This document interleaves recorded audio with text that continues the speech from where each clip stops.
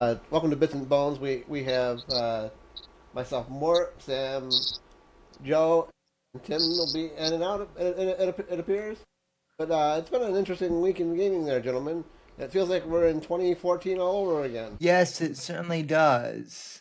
Man, I never thought I'd see uh Anita Sarkeesian back in the news. I wish we hadn't, honestly, Yeah, I wish we hadn't either. but it seems And that in the grand old year of 2026, we have the same issue that we had in 2014. Issue of video game ethics and journalism. yeah, and this time it's on both sides, it seems. Definitely. If, But uh, a little seeming indie game that was kind of stealth dropped this week, which really isn't an indie game, but we'll get into those details in a minute. A little game called Mixtape, if you would, Sammy. Pull up the trailer. Want you to play it, and then want your guys' reaction to it. alrighty.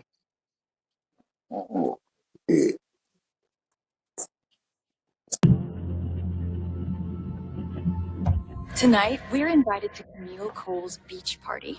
It's a tits, it's the jam. Everyone's gonna be there. College kids, rich kids, athletes, horse girls, skaters. It's teenage high society.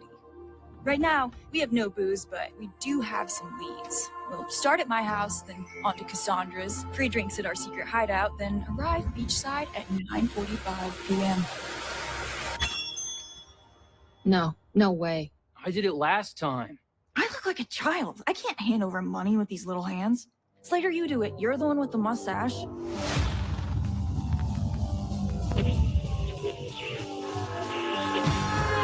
Go eat it! You are expelled, Station Rocker. If I find you at that party, and I will find that party, you'll spend 24 hours in detention. I promise you that. What are we gonna do? What's demanded of us? It's the cops. Be chill. It's chill.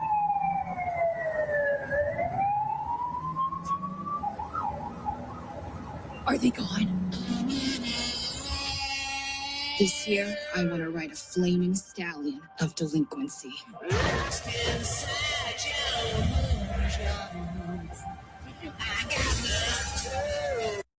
I just have to pause real quick. This looks like a movie trailer, not a game trailer. Yeah, it seems like some sort of like weird exposition rather than just a game. Yeah, exactly.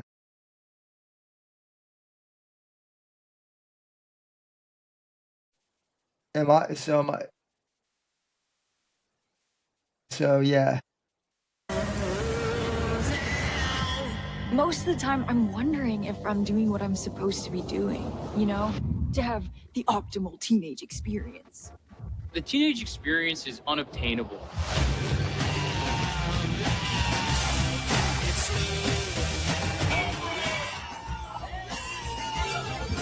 Trio of young adults have driven a shopping cart onto the island.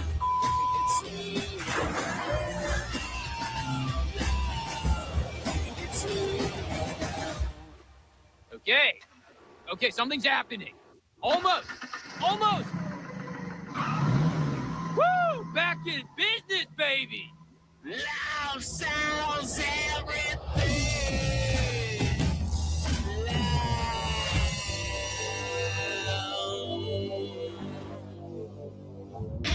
Holy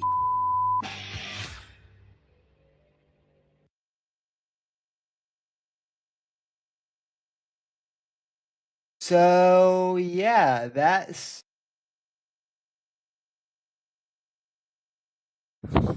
You definitely can see like millennials, like 2010 millennials made this game. yeah. So Zoomers basically. Yeah, pretty much. All right, I'm back. Sorry about that, gentlemen.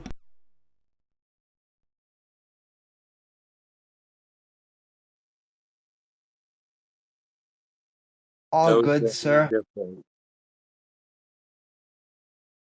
Like, my reaction is this is this like an actual game or a movie? Yeah, you guys will understand in a minute. The CEO of Annapurna Interactive um, is a woman by the name of Megan Ellison, who is the daughter of Annapurna Pictures CEO Larry Ellison. She's a 40-year-old Wait, so millennial. wait, so so this is Larry Ellison's kid, as in like Oracle. That. Yes, Oracle. That Larry Ellison. Yes. Mm, yeah, so definitely like a nepo baby. 1,000% Nepo Baby video game. It's been considered. It's been called everything from a walking simulator to just straight up trash. The last couple of days. I mean, like I said, I don't know if you got disconnected during this part more, but I literally said like halfway through the trailer that this seems more like a movie than it does a game. Right. yeah, it looked like the graphics were And made to the that Spider-Verse. right. That's part of the problem. All these quote unquote millennial Hollywood writers that are in video games, they all wanted to be movie writers and TV writers, but got stuck in video games. I mean, to be fair, there are some video games that are like cinematic, I like agree, but there should be. Uh, let's just go with my uh, usual example. Witcher 3. It's mostly game, but it does have some cinematic parts. Absolutely. yes, same with RDR2. RDR is very cinematic, but at the end of the day, like it is still an open It's still a world video game. game. And the other problem with this game is if you would, Sammy, pull up the X link right below the trailer link that I gave you. Okay, let me pull that up real quick. The Pirate Nation link. Okay, Pirate Nation. Yep. The other issue is the the places like fucking IGN are giving this fucking walking simulator a goddamn 10 out of 10, best game ever type shit, when they shit all over games like Crimson Desert. Yeah, well, I mean, PC magazine this week was shitting on 007 First Light, which I'll get to later. So, like, are we really surprised that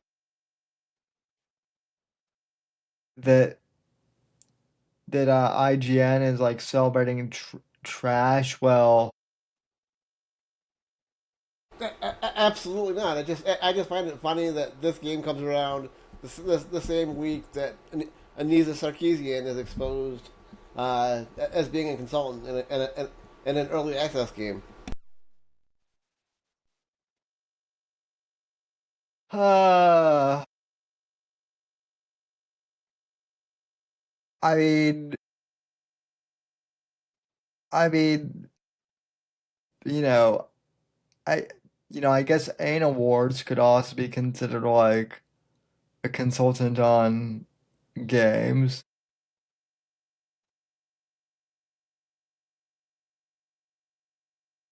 I just find it funny that we're still dealing, again, in the year 2026, still dealing with an issue of ethics and journalism. And if you would, Sammy, pull up the longer video. There's a gentleman that goes into a lot of detail as to, even though Annapurna Interactive is claiming to deal in indie games, they are 100% not an indie studio like we just revealed, being connected to that Larry Ellison. Oh, of course not. But like that's the same thing where like all these like nepo babies, they'll start like these like boutique micro breweries, quote unquote, right? For beer, and they'll say it's like like a like an indie brew, but yet like you find out that like one of the members is like on the board of Anheuser-Busch or something like that. Right. Let's see. Oh, there's the longer video. Because part of the controversy for this game is they've sent out a lot of press kits to these outlooks like IGN, and most indie studios don't have the funds to do that. Right. Okay, I've got the video. I just had to skip an ad here. But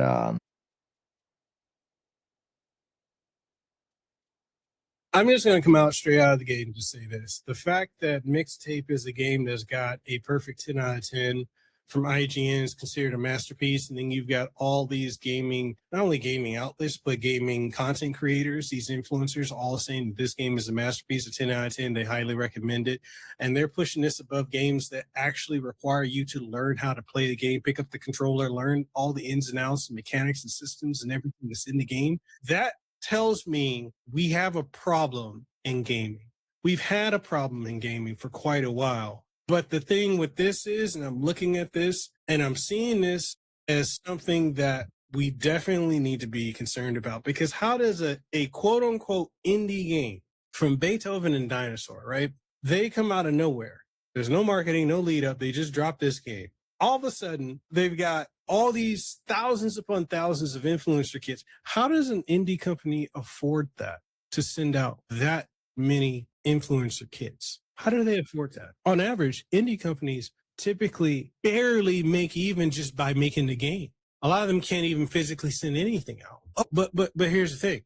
The publisher is Annapurna Interactive. Wait, that sounds familiar, right? Yeah, because they are the founder and the CEO of that is Megan Ellison. She's the daughter of Larry Ellison, who is the co-founder of Oracle Corporation, who is a centibillionaire. And she has all these deep connections with Hollywood for decades. Can you guys hear me? So What happened? all this starting to make a little sense to you? If not, we're going to talk about it on this episode of Decked Up, the Gaming and Tech Podcast. Let's talk about it.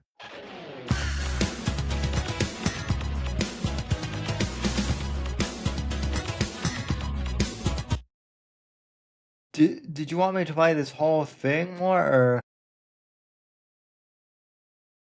No, we'll just play a little bit more. Just wanted him to really just get into the whole press kits that they sent out.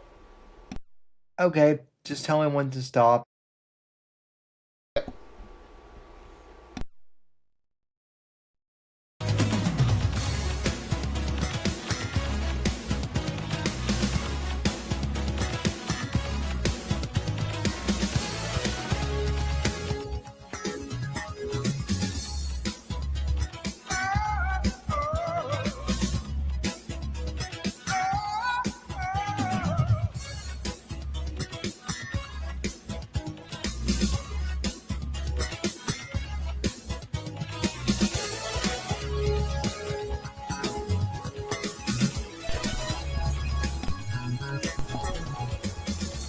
What's up, everybody? Mikhail Casanova here, host of Decked Up, the Gaming Tech Podcast, Hawaii's #1 gaming and tech podcast out here. And we gotta talk about this game Mixtape. This is something, because I've been really seeing this pop up in my feed constantly, and it is interesting to me that there are so many outlets that are just praising this game. The industry is bending over backwards. I saw this so interesting. There's a mini game in it where it's like you're French kissing, right? Where like the tongue and everything they're doing, the tongues are, you know, you French kiss, you get some tongue action.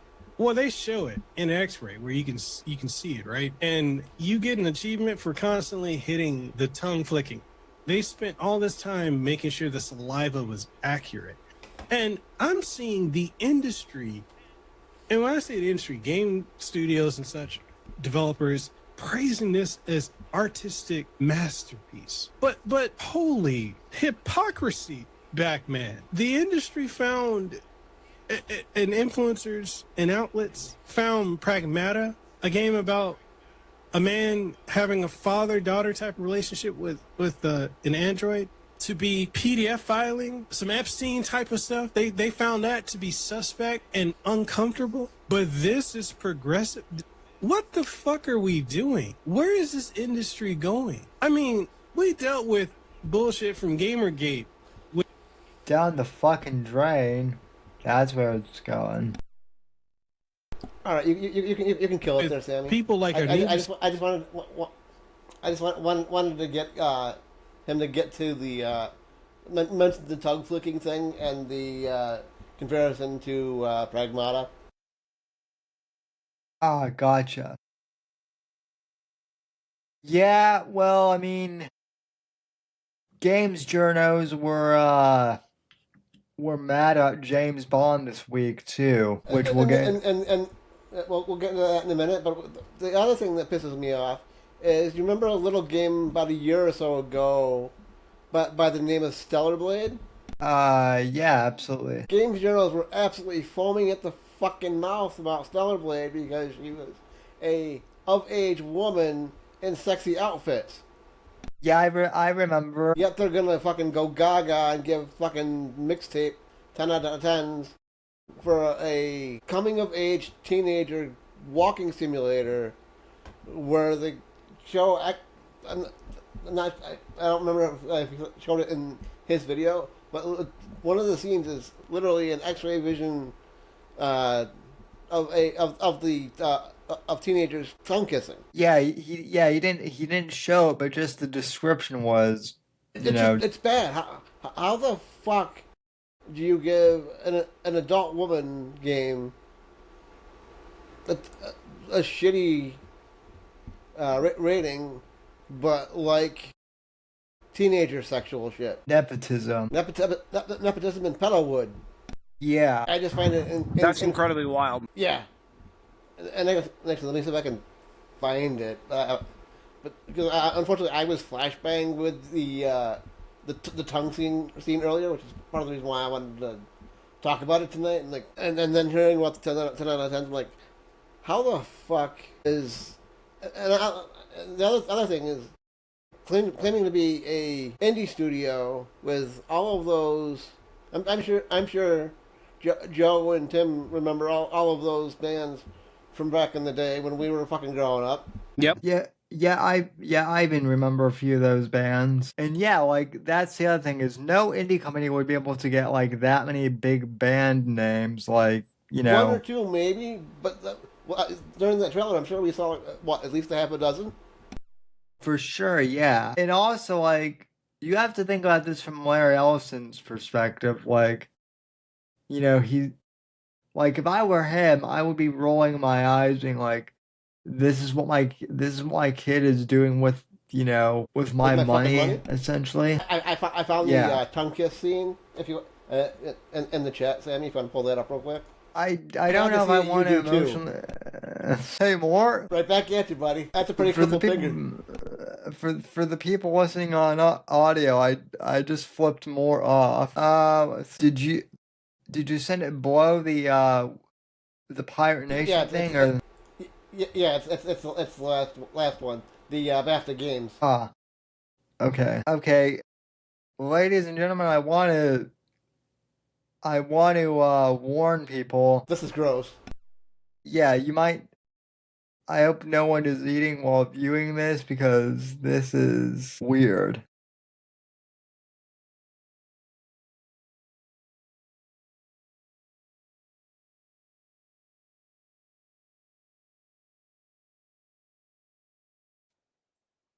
Oh, what the hell?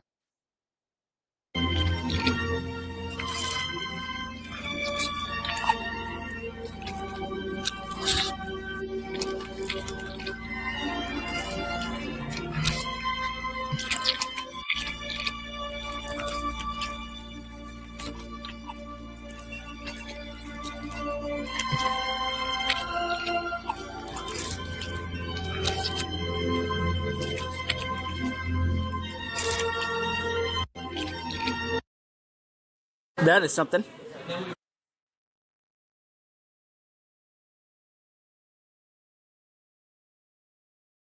Yeah. I didn't know. I don't want to ever see that ever again. Neither do I, but like I just told Sammy, I had to see it earlier. And now you do too. If this is considered 10 out of 10 gaming, then we're fucked. That's like a that's peak negative gaming. 10 I out don't, of 10.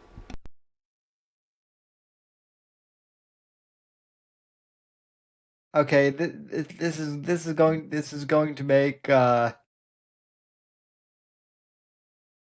is Okay, going to make you guys remember the movie Triple X when he kissed that chick and how bad that kiss Yep. was?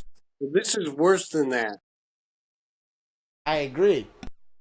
I've seen porn that's not as bad as degenerate as this.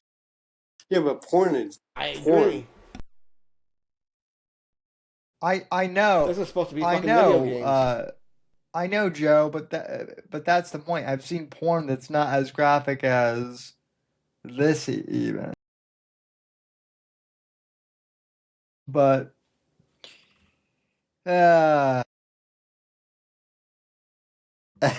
everyone send your hate mail to @Mortheous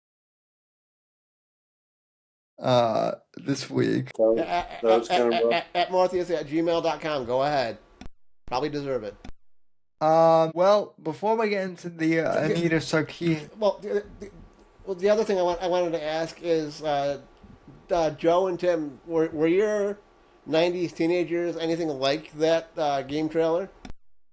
I know mine What's were. that? Did that game trailer give you any nostalgia for the '90s? That game trailer made me. Just making sure. I don't know. My teenage years either. I don't feel good about it. Sorry, Sammy. I had to ask that question. It's dog shit, Zoomer shit. I agree. I mean, what Tim said. This sounds more of like this to me. This seems more of like what like a Zoomer thinks the '90s were versus what they actually were like. And that's the thing. Megan Allison is a 40-year-old like myself, and literally lived through the '90s. That was not the '90s. Yeah, but also Megan Ellison I didn't have a rich is dad. Megan Ellison, and I can guarantee you that like rich kids living in the '90s, especially if it's Larry Ellison's kid and they were part of the Silicon Valley crew, I can guarantee you that those kids probably had like a much different teenagehood than any of us. Yeah, for sure, dude. Even by Southern California standards. Facts. Well, we're talking about games journalism being shitty. Did anyone else see PC Gamer's hilariously bad review of 007 First Light, or No, just but me? I want you to rip it. No, I did not. How bad was it? They completely missed the point. I actually have a video on this, and that Luke Stevens did kind of reading this. So this is the problem with like games journalists who don't understand established franchises and only see like the world through games too, and no other medium. So let me cue this up here.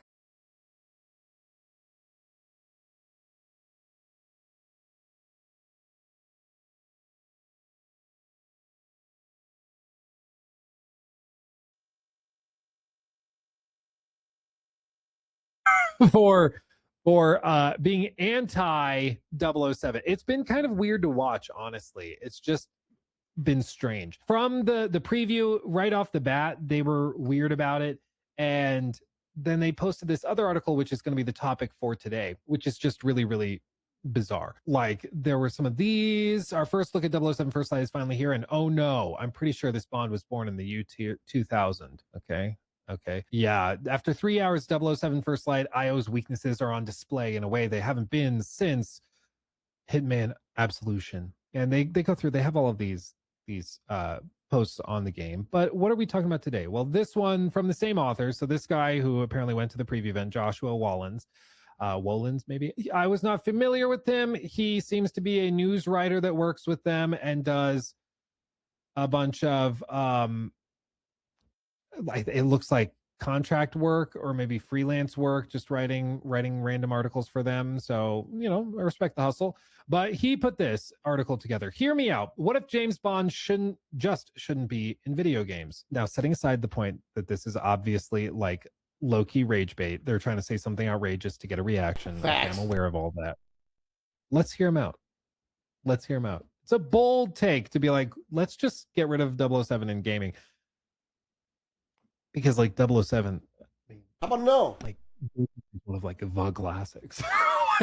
This is very interesting. But okay, I'll hear you out. Okay, I played a good few hours of 007. I want to be clear. I am reading right now. This is not my opinion. I am reading. Okay, I want to just stress that. I played a good few hours of 007 First Light last week, and I encourage you to click that link and read all about what I thought of them. But my time with Jim Bond. Jim? Yep. What the fuck? Off to a great start. My time with Jim Bond sparked other thoughts. Yep, you pretty much had my same reaction there, Joe. And he like looked like Jim? Like, really? All right. Yep. Just keep going. Probably don't belong in a preview. Thoughts like, what if James Bond just shouldn't be a video game protagonist? Bear in mind, almost everyone else liked it and thought it was really good. So this is bringing up contrarian middle child energy, but okay. I know what you're thinking. Do you? I'm not sure you do. And first of all, I'd like you all to stop calling me those nasty names. Okay, well, okay. He did. Okay. Second, yes, GoldenEye for the N64 is a classic. You're also not really James Bond in it. You're a hand with a... This kid probably didn't even play GoldenEye on the N64. He was probably too young to play in it. Pistol in it. And sometimes in cutscenes, Pierce Brosnan's face, the character of Bond, existed as a lore reason for your gun to emit bullets. It is a video game. And there are times you are supposedly a video game outlet. Be playing a character and you are not actually the character. It is a game. So like when you are playing The Last of Us, you are not suspension of disbelief. Joel. You are an avatar representing the character of Joel. That's true. I don't see how that means Joel is you know what? We're getting ahead of ourselves. Let's continue. But games that try to make you feel like James Bond, that put you in his actual shoes, attempt to embody him as a character, they fall down. Why? How? Admittedly, a lot of them are simply not very good video games, okay? But also, I think the very nature of Bond is that he is a creature of cinema. He just doesn't quite fit into games. Part of this is double check your pillows, okay? Oven mitts and such. Let's not continue, please. I told you I was going to force you to listen to this. Part of this is, quote, well, he's annoying. This might scan differently to non-Brits or indeed to anyone who doesn't share my particular brand of class psychosis. But James Bond is an insufferable public school dickhead. He's a rowing club Tory boy through and through, and he comports himself like a man who has a right to the earth and everybody on it. I can already tell this is somebody who's invited to the party and everybody sighs when he walks in. Oh, swell. So this journo is a British guy who's like upset that like England has like an upper middle class, basically. Apparently. Oh boy. Here we go. Gonna start talking about class differences and okay, here we go. You know, a lot of fun at a dinner party, tell you what. Which is quite fun for 90 minutes to 120 minutes of a movie where he is surrounded by numerous other people who can roll their eyes at him whenever he opens his mouth. In a video game for 10, 20, 30, 40 hours, less so. And especially less so in something like First Light, where a lot of his cocky one-liners and general swagger are delivered to empty rooms and enemy corpses, where no one, save the player, can tell him to give it a damn rest. This, I don't know where this is born out of. This is giving the energy of like the kid who is like bullied in school and is still really bitter about that. And so now is like lashing out at people he deems to be cool for not actually being cool. Yeah, it's like giving that same energy. It's just. Yeah. And also, like, again, this kid was clearly like, you know, born in the 2000s. Kid was clearly a fucking nerd. Well, and he never saw the Pierce Brosnan, you know, James Bond movies where, you know, or maybe he did and was just like, fuck, I'm not masculine enough. So pretty much. Agreed. So well, I mean, like, trying. what's your favorite Pierce Brosnan kind of like Bond movie? I mean, GoldenEye, although The World Is Not Enough is pretty good too. Yeah, actually, I agree. I mean, I could do a whole podcast on James Bond. Honestly, I think that's what you got to do, right? Just go through like an overview of James Bond and how that affected you as like as a writer, a creator, and just geek out about Bond. Bond fast. It's almost like, you know, I might have a podcast in the works about that in the future. So, you know, who knows? That'd be cool. Anyway, though. Okay. But also, part of his charismatic arrogance is that he is suave and unflappable. Get ready for this. Get ready. This is where I like actually had to double take and make sure this was written by an actual publication. Okay, so, but also part of this, his charismatic arrogance is that he is suave and unflappable. Well, great. Good for him. I am not suave, and I flap at the slightest inconvenience. I simply don't ... fit into him. Should probably reword that. Whenever I, as Bond, fumble a counter, miss a shot, or try to duck into cover only to fling myself headfirst into a desk lamp, I break the spell of the character. Sounds like you suck at video games. Well, so also, this is another thing that games journalists have done for like the past 15 years that drives me insane. They want to self-insert themselves into every single game or movie. If they don't see themselves if they don't see themselves as the main character, they get pissy. Like, right. Like, yeah, I know I'm never going to, like, I'm a guy in a wheelchair. I know that there's no way in hell I'm going to go running around, like, actually, killing terrorists or, like, jet setting, to tropical islands, or anything like that. Like, that's why I love games like, the Bond games, because it's suspension of disbelief. And that's why we don't want the fucking wheelchair protagonist. Exactly. And the fact that, like, I guess it's like a generational thing, but like, I don't know. I don't need to, like, I've never felt the need to insert myself into, the fucking thing. So there's like I said on Twitter a little while ago earlier tonight. There's a reason why DSP has been called Games Journal in the last year and a half, because they act very much alike, to the point where if they can't fucking just hit play and get through a game, they hate it. Yeah. And I know that I know that like last year and earlier the year this year, like there were a lot of people on our side that were worried that, the Spawn game was going to be woke or something like that. And I even expressed it.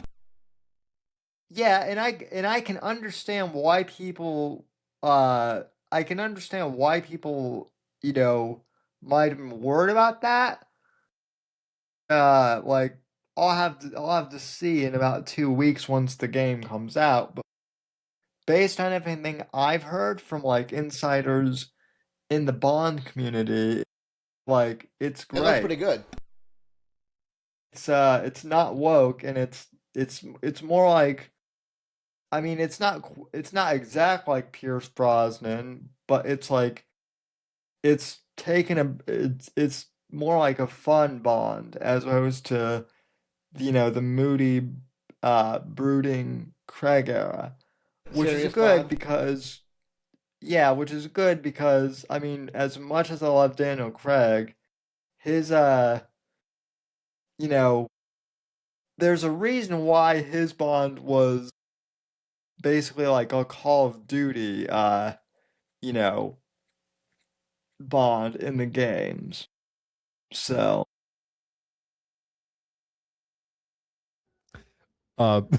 Sorry, Romeo. I don't know if you can hear that. Romeo is crying because he doesn't want to be outside because it's snowing, but then he doesn't want to be inside because he wants to be outside, and so he's just like, I don't know what I want. I'm sad. So let me be clear. I get what he's trying to say. What he's trying to say is that James Bond is somebody who is suave and debonair, and he also just tactically has things figured out. You don't see James Bond fumbling that much in the films. Of course, there's plenty of occasions where he like gets captured or maybe he gets punched in a fight. He's not perfect. He's not like Terminator or anything. But when you put that into a game where somebody can fail and can stumble, it can rip you out of any sense of immersion if they're supposed to be put all together. I would argue that complaint kind of falls apart when you remember what this game is, which is an origin story. So it's about James Bond becoming 007. Like literally the tagline for this game is earn the number. Sorry, Jim Bond. Sorry. So he's not the James Bond you recognize in the films, and they've stressed that over and over again. This is about getting there. It's about building up to that point where he is that character that we all know. So he's not going to be on the same level, and you shouldn't expect him to. As for, that's why he's not unflappable in like gameplay specifically, and why that doesn't really matter that much. As for charismatic arrogance, complaining that somebody is charismatic seems to be a behavior that is mainly attributed to those who are not that. You know, you don't see a lot of charismatic people complaining that other people are charismatic. You know what I mean? Like, right. It tends to be maybe a little bit of cope.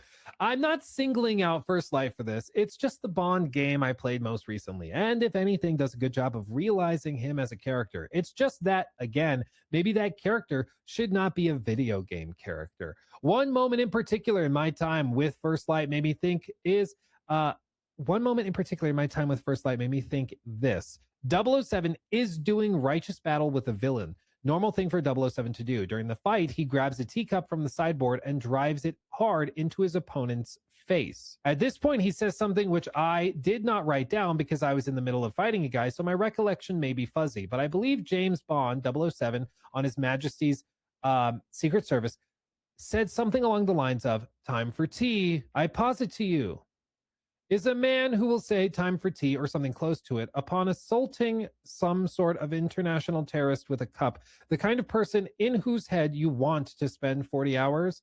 He is not. But yes, that is like, that is, yes, it is. That is peak Pierce Brosnan, like, that is peak Pierce Brosnan, like, quippy, you know, one-liner. That is exactly the type of James Bond. Yeah. So I'm not gonna make you guys suffer through this entire thing, but you get the idea of, you know, like games journos are shitting on First Light despite like the fact that everyone loves it. You know, contrast that with like that other like Mixtape game that nobody's ever heard of, and yet everyone in the games journal community is like creaming their jeans over that. So I've got a dumb thing I would love to go ahead and see, especially for First Light. Is like a year in, they could do like an Austin Powers kind of DLC. I dig that. That'd be fun. Yeah, I mean, I could see them. I mean, they've already kind of done something like that in the Hitman.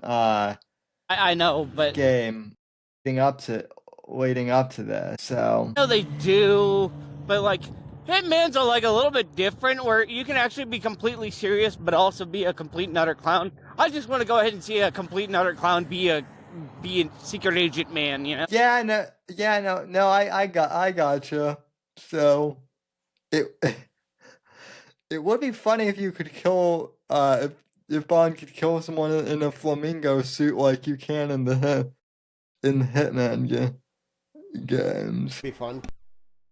So can't wait. I really do hope it's a good game. Like, I really want to see something really come out of like the James Bond franchise because we haven't seen anything in like more than 10 years. Well, 15 in the gaming side, and even in the movie, you know, world, it's been like 5 years. There has to be something. There has to be something good that is going to be fun. People are going to enjoy the game. And not only that, if you can go ahead and play like other Bonds, dude, that'd be dope. Yeah, I don't know if that's going to be a feature in this one, at least not at launch. But that's the other thing, is like they'll have like more DLC and updates as like, you know, the year progresses. So anyway, though, that's mainly what I want to cover. So I guess now now we get to cover the Anita Sarkeesian stuff. Yay!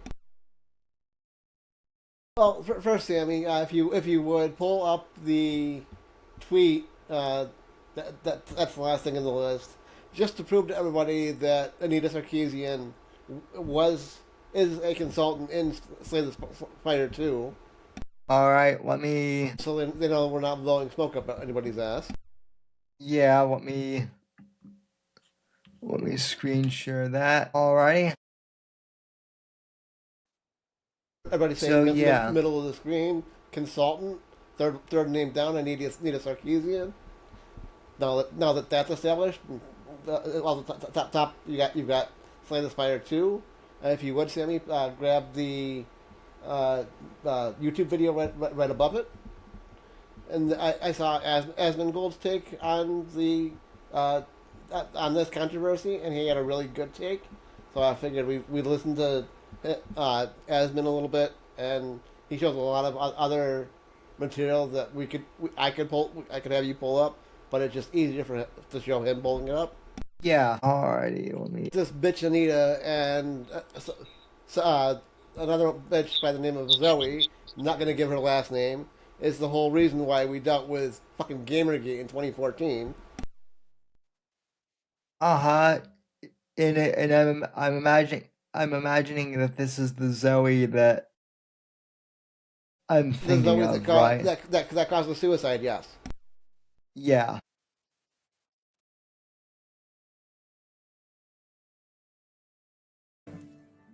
SteamDB. I'm just not familiar with it. Oh, this is it. Okay, we've got a link to it. Okay, that's fine. Oh my god. Yeah, it's getting dumped on right now because she's been revealed. Holy shit! Consultant. Wow. As it should. That's brutal. So this is basically who Anita Sarkeesian is. She was an activist that was a game reviewer. She had a group called Feminist Frequency, and because of this group, she was one of the original people that was in the genesis of Gamergate.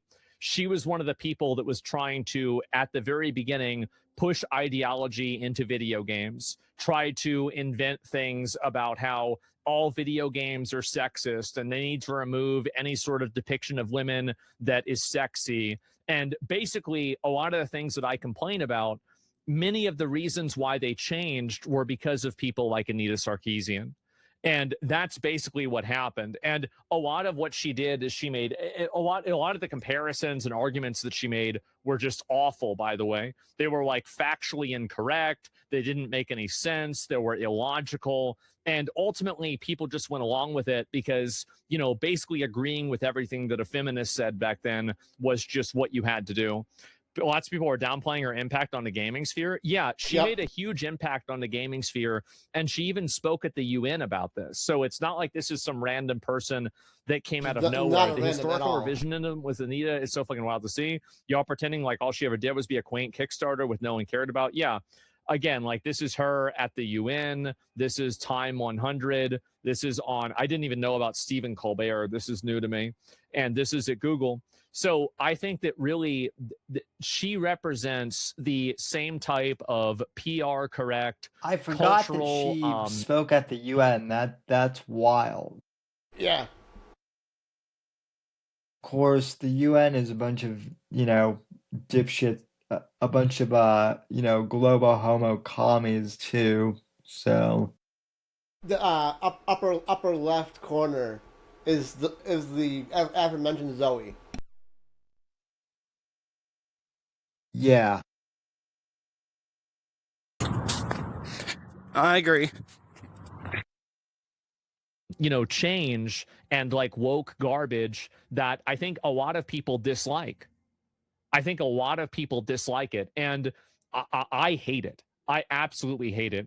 So basically what happened is Slay the Spire 2 had Anita Sarkeesian in the credits. Let me go and see if I can show you guys what this means. Yeah, okay. Just so you can just see the image, right? So she's in the credits for Slay the Spire 2. You can see consultant, and she is a consultant. And so a lot of people are very angry about this. And I think that they have every right to be, if you want me to be honest. I do. And here's the reason why, is that fundamentally, these people have come into the gaming sphere, and they have infected the gaming sphere with their ideology. Yeah. And Well, before he gets into his explanation, I wanted to get into mine, because even if before the review bond that's currently happening, a lot of people have enjoyed Slay the Spire 2. I enjoyed the first one to the point where I considered getting the second one, even though it's in early access.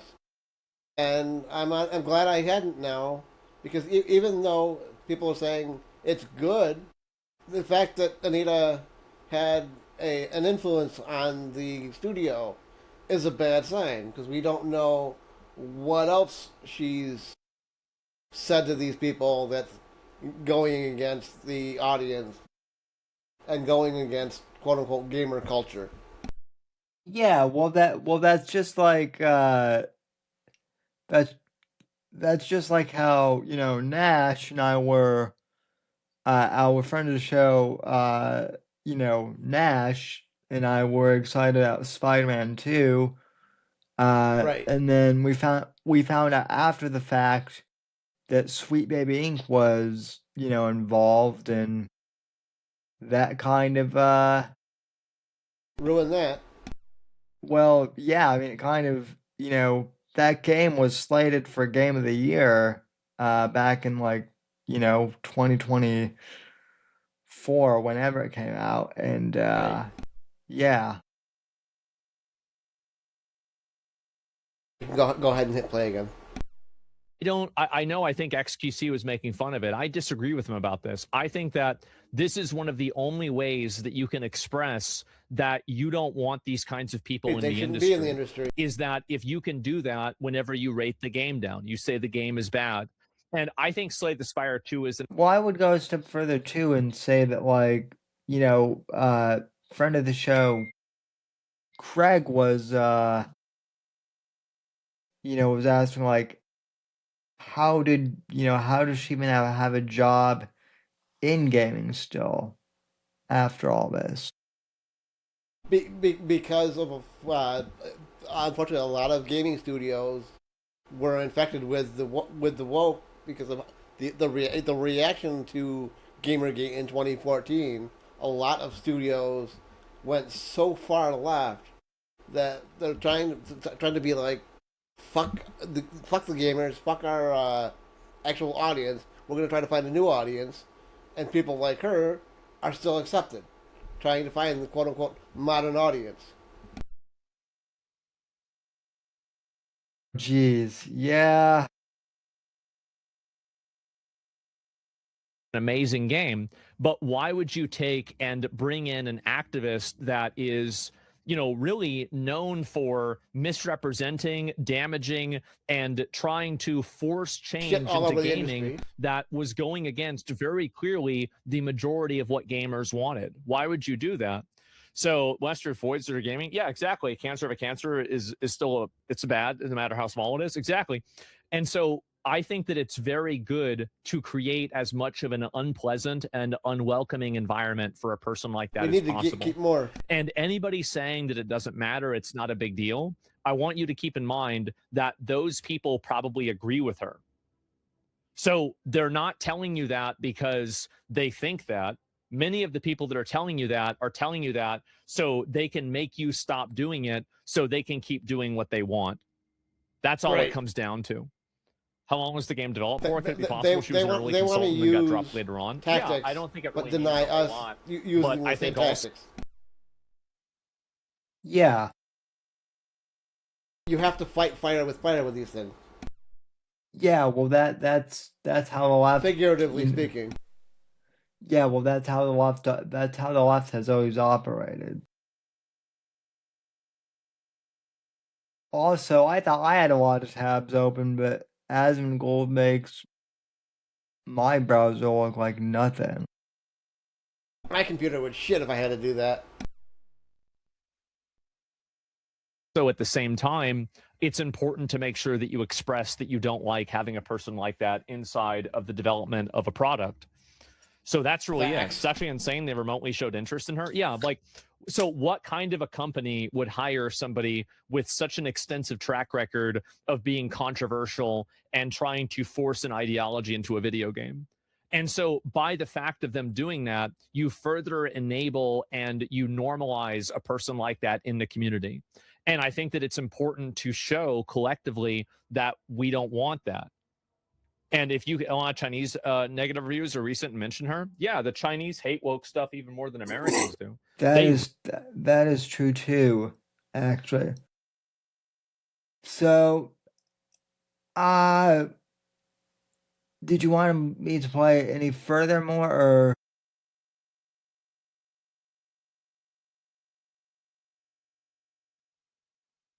Yeah.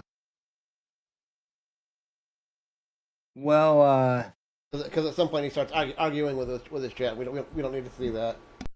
Yeah, no need for that. It's just amazing to me. 12 years later, we're still dealing with feminist frequency. Anita Sarkeesian, quote unquote fake gamer girl who's claimed to play video games her entire life, but and then exposed in the fact that she doesn't play games, doesn't do anything that is good for the industry, and just wants her ideology into everything. I think you're getting Riversided again, Mort. Mort's internet does not like him. Mort's internet never likes him, Joe, which is really unfortunate. Yeah.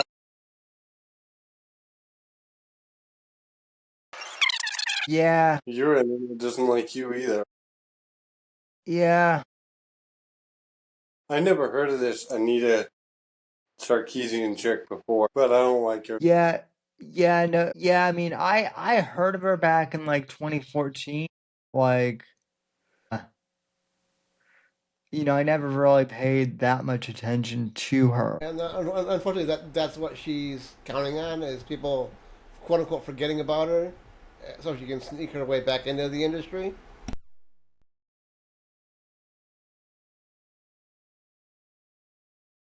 Same. Yeah, No thank problem. you, gentlemen, for always talking. So, yeah. Let's see. Anything else on the docket?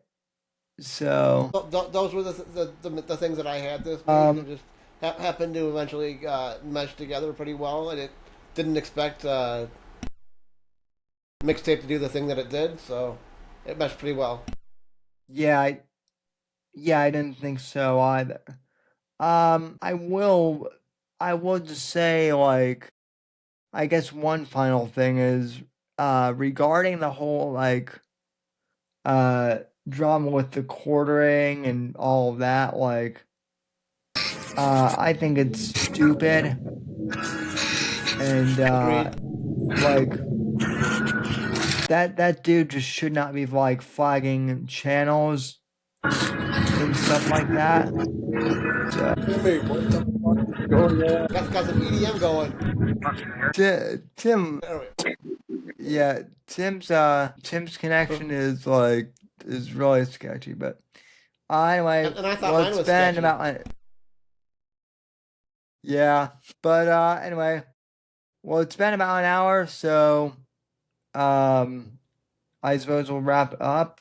Yep, thank you, gentlemen, for talking video games this week, as always, and we'll talk to everybody next week. Sounds good. Later, Gators. Adios, guys.